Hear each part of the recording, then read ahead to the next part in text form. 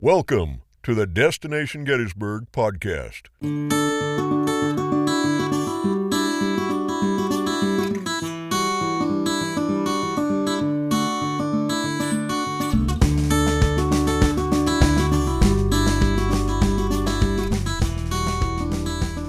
Great to have you with us today. Not far from Gettysburg is a great little treasure called the Totem Pole Playhouse. And today, some of the young performers from Annie the Musical, as well as the artistic director for the Totem Pole Playhouse. Hope you enjoy. And we're just outside on the back porch, I think this is what you would call this. Yeah. Here with David. How are you doing? I'm good. I'm pleased you're here. Thank you so much for having us today. Absolutely. It's our pleasure. We were talking about some of the various things that are coming up. Annie, of course, is front and center, and we have some various other shows coming up to ride out the summer. But we also want to start off right now. Just, if you would, please give me a brief overview of the Totem Pole Playhouse. Absolutely. Totem Pole Playhouse, we're celebrating our 73rd anniversary season. It was founded in 1950 by Carl Jenis and his wife, and they ran the theater and established it up on the hill in its original location for 2 years. And then Bill Putch took over in 1952, and he ran the theater until the mid-'80s here with his wife, Jean Stapleton, who a lot of you might know from All in the Family fame. She played Edith Bunker on All in the Family. And Bill and Jean and their two kids, John and Pam, worked here and sort of established the theater for what it's become today. After Bill passed away, his daughter Pam ran the theater for 1 year with Carl Schur and Will Love, and then they took over and they ran the theater for 25 years. And subsequently, Ray Ficca was the artistic director, and then Rowan Joseph. And then 3 years ago, I came on board as artistic director. I've actually worked here since 1997. I started directing shows here in 1997, so I have a long history with the Playhouse. But I have not been the artistic director all but 3 years. Okay. So we're very lucky to have a very diverse season this year. We're very fortunate the audiences are coming back. Maybe the world's getting a little bit more normal. But, you know, the thing that's kept us running is our patrons and the support of our community, and we're so grateful for that.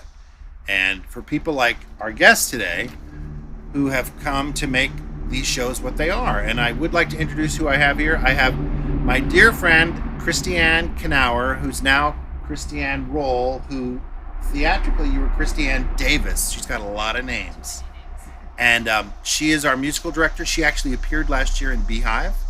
And her two daughters, Cadence or Candace, depending on who you are. I call her Cadence. No, her name is Cadence. And Brooklyn, they're both in Annie.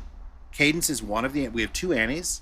And Brooklyn is doing the heavy work. She plays, how many characters do you play? I believe I played 5. Yeah, so she's in the Ladies Ensemble. She's a Boylan sister. She does it all. And then we have their fantastic aunt or sister-in-law or fantastic lady. What's your last name today? My stage name is Anna Bailey. Anna Bailey, but she's a Knauer I'm now. actually Anna Knauer. Yeah, and so strangely, Anna submitted last year to me, and I don't think I knew you were related to anybody. I don't. And think then that sort of came out. I didn't put it in there because I didn't want any nepotism or anything. Well, no. like So that, this just all kind of was kismet that we have a whole family here, all involved with Annie. So I feel they've just been terrific, and I don't know if they're having a good time, but they're pretending like they are, and that's all. Wow. That's all I care about. You have your own summer camp. That's our right. own version of summer camp. And they and Christianne and her daughters were here last summer. Both of her daughters were in Sound of Music, so it's become like an annual thing. It's home. Is it easier for families to put on a show that you found? Or? Well, it's weird. We have 3 sets of sisters in Annie. The other 2 sets are local, but like we have a lot of sets of siblings when we do Christmas Carol at the Majestic Theater in Gettysburg. It's nice. I mean, I think it makes it easier for the parents for traveling. I think the siblings like, you know, they're coming into this new situation, so they do have someone with them that, you know, they feel comfortable with. So it is a nice thing for families to do together. And so we lucked out this year. So we're very fortunate. I want to point out this is a nonprofit organization. This is a nonprofit. We're a So- nonprofit. So donations are always welcome. They are always welcome. Maybe just on Tuesdays and Fridays. No, they're always welcome. But the people have been very generous. You know, we it was very hard to get through COVID, and people were very supportive of us. But we have been in operation, you know, like I said, for 73 years. We're an Actors Equity Union house, which is very hard to do these days. But we do embrace people in the community as well, because that's, you know, what makes this theater great, is the combination of professionals from around the country combined with local talent. So I feel very fortunate that we have such a pool to draw from here in Chambersburg and Gettysburg. Now, with respect to the actors, I know from time to time on your website there is a page for auditions and such. I see a lot of familiar faces when I look in the past and some of the other shows, like with Mr. Ficca and so forth, that a lot of people show up from time and time again. Is there a system, I want to say, with your auditions that takes place on a regular basis, or is it mostly from the same people? No. We have an open call every year, and it's very strange. I sort of didn't realize it, but in the Annie cast, I believe I've worked with every person in the cast. I didn't mean that to be, except for Anna. But I think everybody else. But interestingly enough, all of the people that were in Baskerville had never worked here before. So it varies. And all of the people in $1 Million Quartet, they're all new people. This was like our old home week show. But we have auditions every year. We have auditions. We're having auditions on August 26th for Christmas Carol. So we try to get new blood in here every year and mix things up and give people opportunities. But like I said, we do have a lot of local people that return who are tried. There's a gentleman named Michael Krikorian, who these ladies all know, he's retired. He was a scientist. He's a fantastic man, and he loves to be in the shows, and he's done a lot of great work for us. He's in Christmas Carol. He was in Sound of Music last year. So we're very fortunate to have all those people as well. And Sam Little, who is playing Daddy Warbucks, while he is an equity union actor, he is local. So that sort of, and his wife, Alyssa Little, she's choreographed a lot of shows for us. So there's a lot of mixture of, you know, out of town, in town, old and new. So I think so. I will say, though, that's a testament to it being a lovely place to work. It's a lovely environment. When you see repeat actors, I mean, if you see an actor who comes once and doesn't come back, that means it wasn't a nice place to work. And this is not only a lovely setting to come visit, it's also a lovely place to work. That's good for mentorship as well. yeah, I mean, we have a lot of, we have a lot of young actors that are in college. I mean, these young ladies are in high school, so who knows what's to come for you guys. You'll probably get too famous and you won't want to work here anymore. Never. We'll always want to work here. Yeah, we'll see. Now, why do you want to work here? I mean, I'm putting you on the spot. She kind of alluded to it there a little bit, but what have you taken mostly from this experience? I mean, last year, like, I made so many friends in Sound of Music that I still stay in contact with. I love acting. I love being on stage. I just love theater. But Totem Pole makes it so much more of like a friendship, like family event. Like, you get to make connections that you weren't expecting to. And not many other theaters are like that. You will make one or two friends when you do a show, but at Totem Pole, you all just get along. Something that you offer time and time again is a summer camp. We do. We have two summer camps, and we sort of tried out different options, but what we found that works the best is we have a creative dramatics camp that is actually over for the summer. We had our presentation about 2 weeks ago, and that's for, I think, 7 to 10-year-olds. And then coming up the day after Annie closes, we start our musical theater camp, which is for like, I think, 10 to 18-year-olds. And they produce a full-fledged musical. This year they're doing Honk Jr. And that seems to be what our young people and their parents want the most. So that's what we're doing. And they've been, and it's a chance for kids to come. They get to see the shows that we're doing while they're in the camps.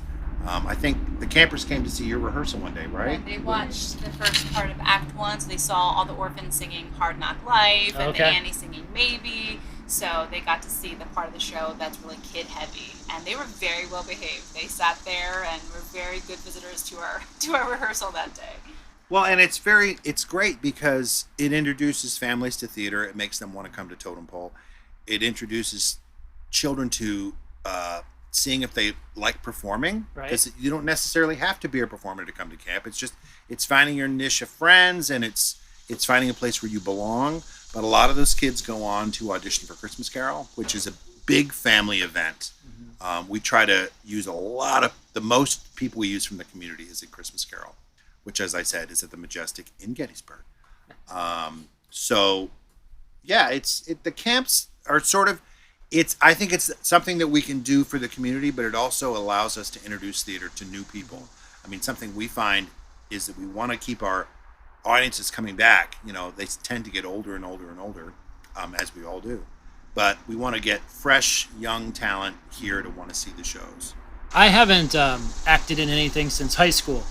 What was your starring role? I was Big Julie in right. Guys and Dolls. Sit down, you're rocking the boat. There you go. In talking with young actors, I don't know what you all do to memorize lines.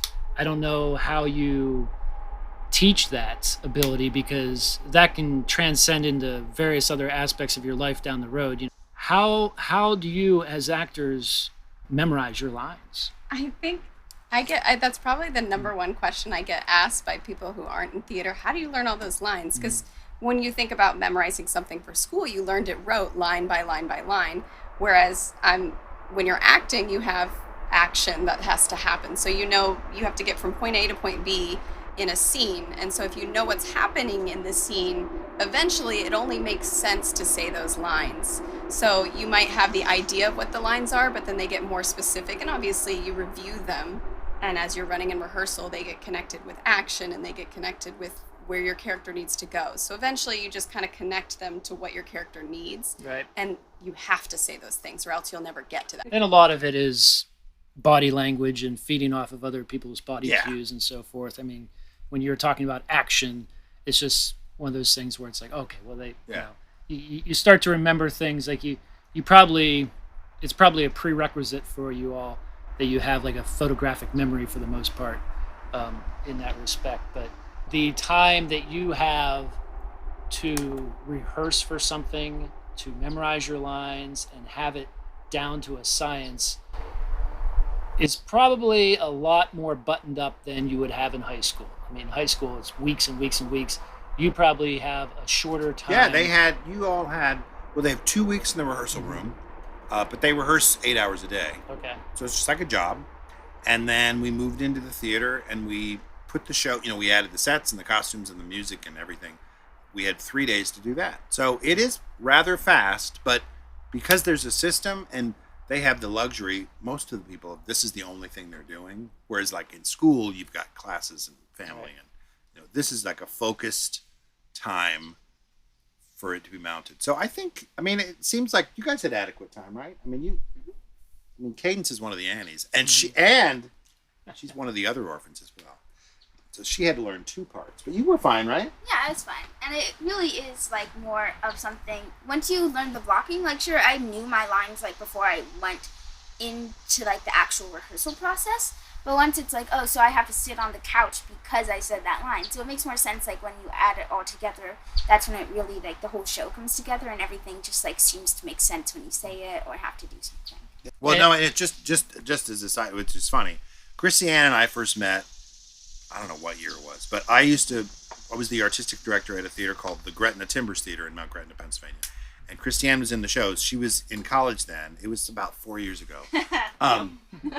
But that's where we met. And you did the show 2 years, right? Yes. Mm-hmm. And then she came back, I don't know if immediately, but you choreographed 1 year too. Year, yeah. We sort of kept in touch. Oh, yes. But then the first year we were back, we did concerts because we had to be outside because of COVID. And she came, and one of the people did a concert she knew from the Timbers, and she came with, you guys came too, right? Mm-hmm. Yes. And that's where we sort of reconnected, and that was in 2021. Mm-hmm. Right. So it's amazing the relationships that you find and foster. And Christianne has shared that she knows people that was in the show with her still. Yes, for sure. So. Well, that's one of the things I think about this place. If you think about people wanting to come and see shows at Totem Pole, to know about this place and to learn how wonderful this theater is, and why David truly is this perfect leader of this theater. David is just this wonderful, just keeps in touch with everybody, has been so developmental in so many people's careers, and now it's all sort of like here. Now everybody who's working here, he's touched their lives throughout their career and continues to like allow them to keep working. So it's really lovely to see that too. I mean, who would have thought my first job out of college I would still be working with David as my director? It's insane. Well, and my children. I know, and it's amazing too. Like I'll watch the audiences when I give the curtain speeches, and one night there was 3 generations sitting right next to each other: a granddaughter, a daughter, and a grandmother that all have come to the theater for over 30 years. Probably more than that. I mean, that's the thing about this place. I mean, national tours are wonderful. Going to see Broadway shows, wonderful. But that sort of family, generational, bringing it up in the community, that is I think, just the beauty of Totem Pole. Besides the talent, the cast is beyond talented. The singing, I'll say, haha, in the show is beautiful. It's the best part. The music direction, those cutoffs and diction are no amazing. Favoritism right? there. But truly, I mean, the talent is amazing, but it's that sense of family, that sense of community, that's what you're getting from this theater, I think. And each show is so very different. I mean, the first show was like a country music review with 3 ladies, and it was all traditional country music. And then we did a play about Sherlock Holmes. And now we're doing this, which is very different, very family-friendly, big, splashy Broadway musical. And after this, we have $1 Million Quartet, which is a smaller rock and roll tribute show to Elvis Presley and Carl Perkins and Jerry Lee Lewis and Johnny Cash. So we're in rehearsals right across the way. And then we're doing on Golden Pond. We're doing a classic comedy drama play that some people might be familiar with the film.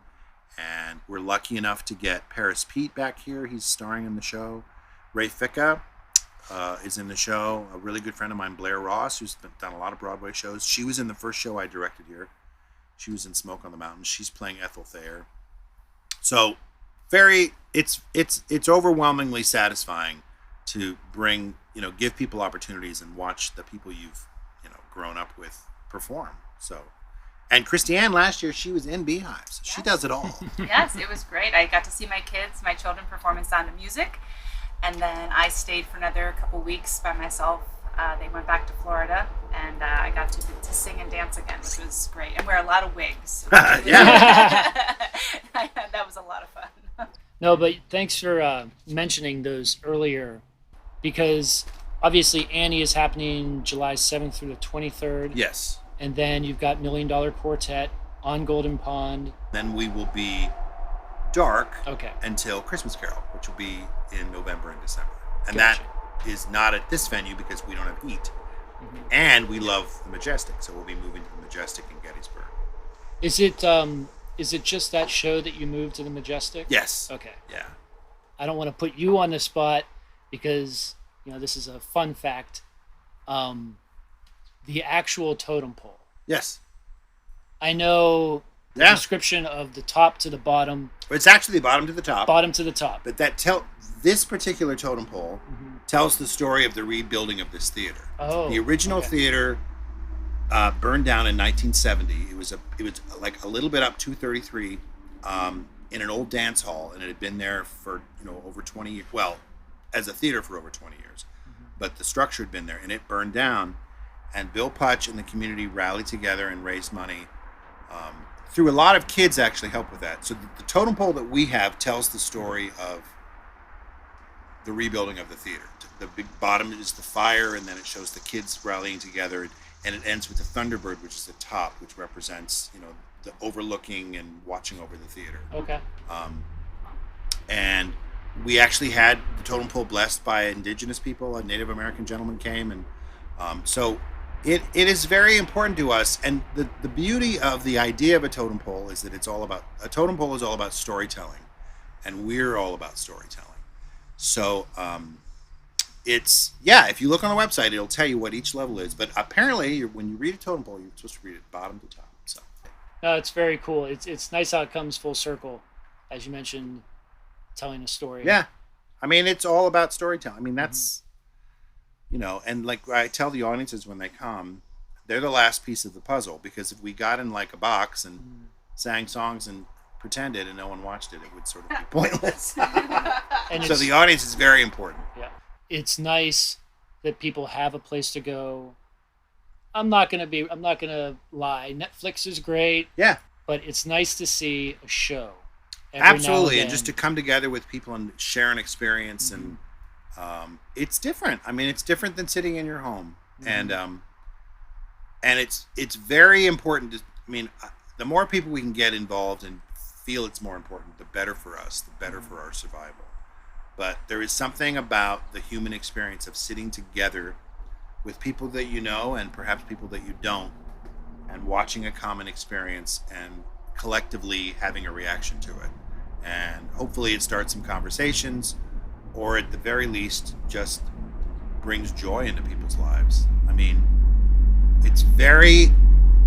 I'll tell you that it happens in Christmas Carol too, but the infectious happiness of these little girls. Now, Cadence and Brooklyn are a little bit older, but we've got some really... You are. Aren't you like 17? No, she's 14. But like the little girls, they are they're just beyond excited. There's my dear friend's daughter, Alice Spang, is in the show, and she's just... I'm like, I'll say, Alice, are you having fun? She's like, I love it. And they're all just, it's very sweet. And I always, in the curtain speech, I'll often be like, they're behind this curtain, and I'm so scared, right? I should not let them say something. They'll go crazy, right? But they're back there, and when the curtain rises, all the little girls are there. So it's pretty rewarding. It's pretty... We have, 9 orphans, I think? We have 9 orphans. 9 orphans. Okay. Including the Annie. So 9 children. So that's a lot of children. Their age ranges, I think, are perhaps like 6 to 15. Yeah. I think, in the orphans. So a huge range of ages there. Who's the bad apple? No. They're all great. And there's a little girl in the show. There's 2 sisters, Sophie and Annabelle Dineland. They're both in it. And Annabelle was in Sound of Music last year, and it's very fun. They can attest to this. She was extremely shy last year. Well, those days are over. She's caught the theater bug, and they're both of them are terrific roles. So we're very fortunate for that. Over the years, you've done several different shows. Are there any that come up time and time again that you do again and again? Well, we've done the first show I did here was Smoke on the Mountain. And we did that twice, and then there were 2 other incarnations. There was a Christmas Smoke on the Mountain, and then there was another Smoke on the Mountain. There was a 3rd edition. So I've done a lot of those here. Actually and then we brought it back 4 years ago, and I directed that, but I wasn't in that. But we tried to bring, I had a great experience here with Mamma Mia. It was one of the happiest rehearsal rooms I've ever been in. People loved it. It's just like kind of just a joyous, fun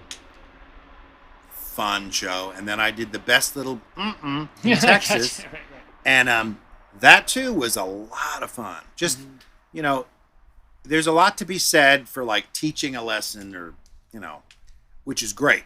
But just bringing joy, as I said, is a big part of what we try to do. And that both of those experiences were just quite fun. And it's interesting because like Beehive was very entertaining, but it also it taught people about music and the ladies of the 60s, and it sort of did both. And if you can do both, that's huge help. Yeah, it's a very diverse history you've had with shows. It's not always just appealing to one genre. Well, yeah, we're trying to create a season where everybody gets what they want.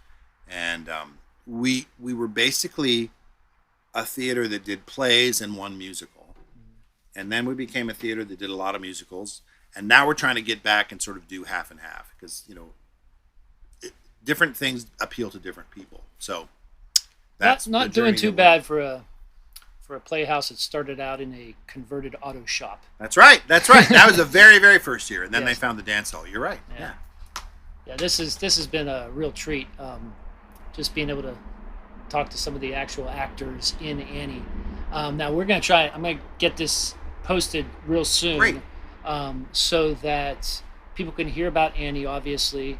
But then the folks who maybe tune in after the fact, we of course want to remind everybody that $1 Million Quartet on Golden Pond are all coming up. Yes, absolutely. You want to do a plug for the website? Yeah. We're at totempoleplayhouse.org. And you can always, there's a link for tickets. You can always call 717-352-2164 and reach our box office. And they are there every day to service your needs. We hope you'll come and see us. Annie's fantastic, but people always say, what's your favorite show? And I always like, the one I'm doing right now. So I that's think, where your heart and soul is at well, that moment. that's where I need to make money. Yep. But no, this is a great family show, and it's funny. People are like, I thought it'd be really cheesy. Well, it is kind of hokey, but it's actually very well written and very smart. I think the adults have just as good time as kids. I mean, when you see Annie, you buy your tickets and you expect it just to be like a fun musical, just like outgoing. You remember like Hard Knock Life, but you don't remember all the like sad moments. I've seen people crying in the audience because there are touching, deep moments in the musical too. It's very much both. It's sad and heartbreaking, but it's also just fun. And that's the very definition of theater. Yeah. The highs and lows of drama and comedy. It's also a history lesson for a daughter who just had finished 8th grade. It tells you a lot about Hooverville and the Depression and FDR. So a lot of things that she just learned, or maybe some of the listeners' children or grandchildren are learning about. You see it reflected on stage. So it's a little bit of American history too. Well, and it's very funny because somebody in rehearsal one day was like, "Well, I can't believe that they put a woman in the cabinet in this play." I'm like, that was actually true. Perkins was the first woman in the cabinet. So like, it's all historically correct. Yeah, it's really Sometimes people just need that little gentle reminder. Yeah, exactly. And the show goes like so like smoothly through the scenes, and like the whole thing is just like, it's not what you would expect for Annie. It like exceeds your expectations. That you're like, oh my gosh, this show is like amazing. From like the orphans to like the cabinet scene, like scenes like I have seen Annie before, and I totally forgot about half the scenes, and like some of them, like not like in a bad way, but like some of them have become like my favorite scenes, like as an orphan or as Annie. Like, so as Annie, like, what are your favorite scenes? Ooh, I don't need anything but you, because that's like a that's big very dance sweet. number, Yeah, and that's like fun.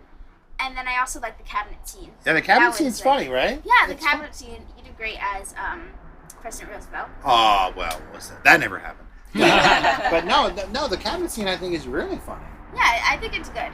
Beautiful. Well, thank you so much. Hey, thank you. I appreciate your Thank time you. today. I look forward to seeing a show myself here. Please come. before too long. Bring your kids. You have kids? I do. Bring I them. do. I appreciate it. If they're boys, they'll even like it. Yeah. It's very. But do you have any plays about dinosaurs? I don't know. I know. Well, just tell them there's a dinosaur in this. There's not. But thank you. We'll be sure to post in the show notes the link to the Totem Pole website, and we'll catch everybody next time. Thank you so much. We appreciate it. Thank you. Come to Totem Pole. Thank you for listening to the Destination Gettysburg podcast. Produced and hosted by Rick Kennis, with thanks to our special guest. No part of this material may be reproduced without written permission. Get inspired for your visit to Adams County, Pennsylvania at destinationgettysburg.com.